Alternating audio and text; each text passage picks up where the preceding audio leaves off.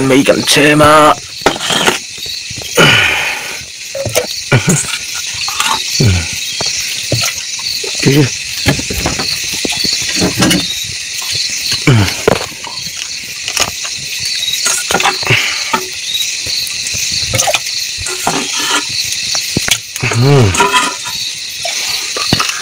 chùm bẹp bẹp mèng o thì thiếu tủ là ai ăn đừng đừng à đừng đừng mẹ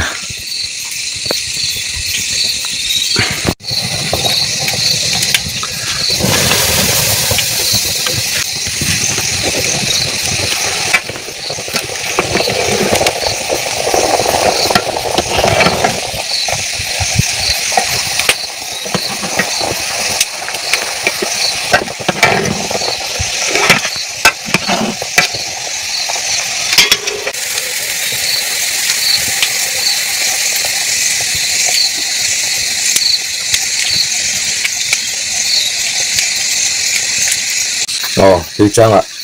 liền không cần ra liệu liền không cần ra liệu hay hỗ trợ bánh dàn ấy tổ hơi mà sạn nấu và các bạn có chúng ta đi bằng áo và sai phết và qua mà sạn nấu và qua lâu mấy ạ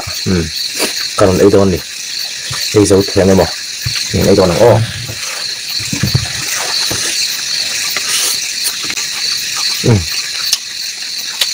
hơi chịu không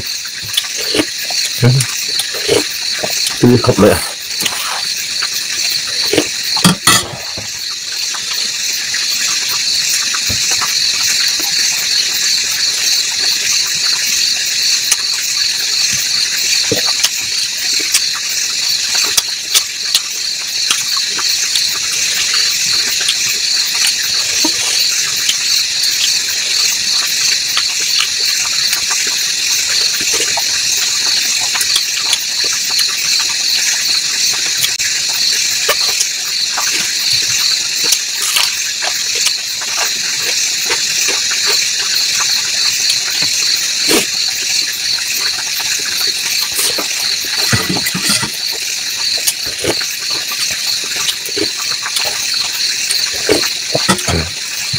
có tí đừng đừng vậy này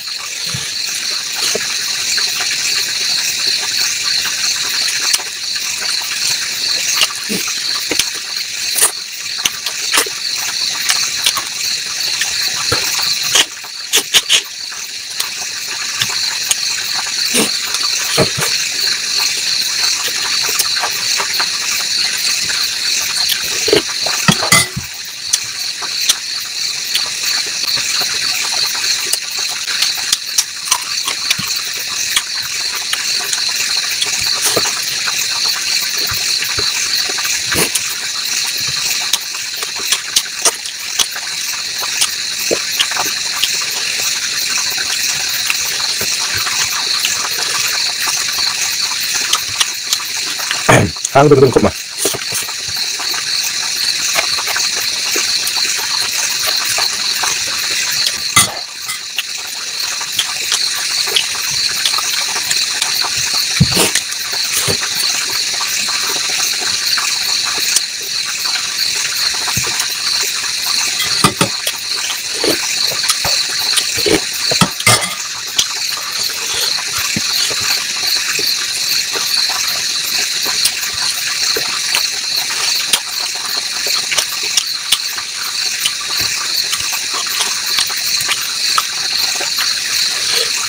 hang tí khóc mày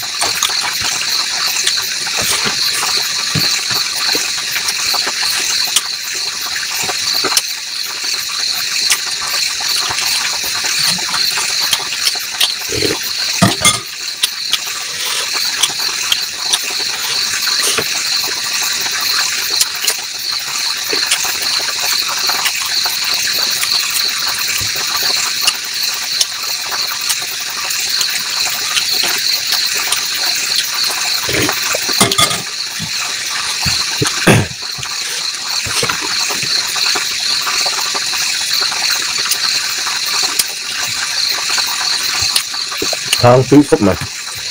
cả đâu cả không tiếp tục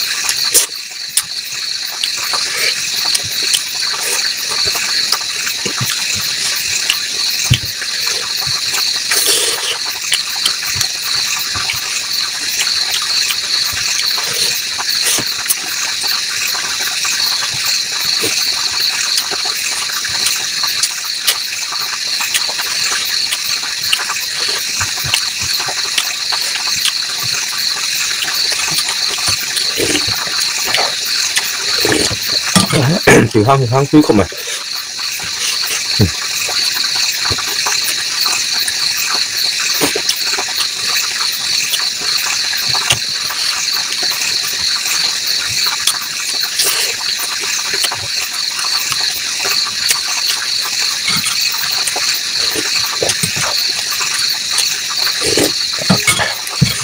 sao thao làm được vào này chú mình khá đứng khá vậy đừng nè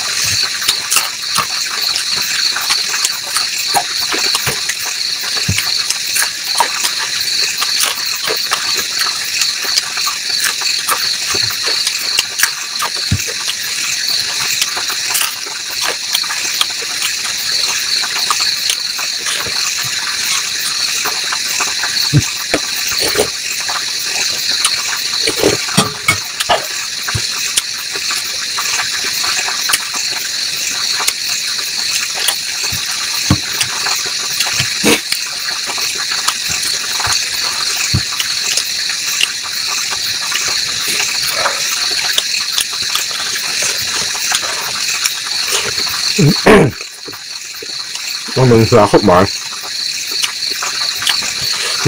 sẽ lẽ sắp đòn này cứ khóc mà